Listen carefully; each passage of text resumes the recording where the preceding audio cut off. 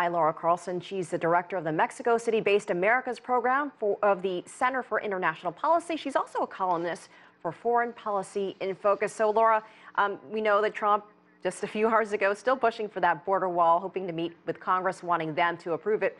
But what is the new Mexican president's view of what is happening there, and how does it differ from his predecessor?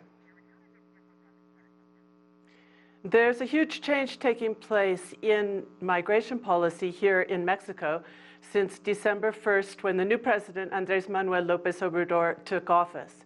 What he's calling for is a more humane approach to immigration, decriminalizing in many senses, and especially in many ways breaking from the anti-immigrant policies of its neighbor, the United States.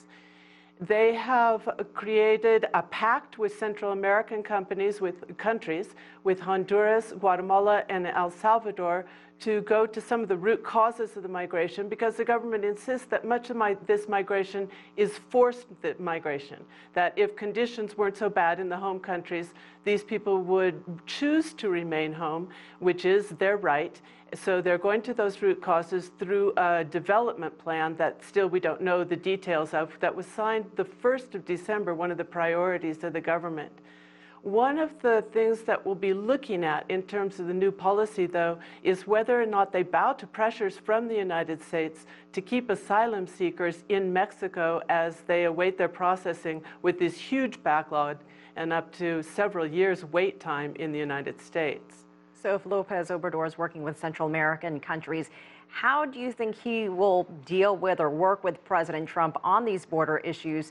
And what is the latest on this Remain in Mexico policy that his predecessor started working on with Trump? The predecessor, Enrique Peña Nieto, entered into this agreement called the Alliance for Prosperity, which was also supposed to look at root causes and development in Central American countries, but he also entered into a number of agreements to militarize the southern border of Mexico with Guatemala, working directly with the Southern Command of the Pentagon of the United States to block migrants from coming in.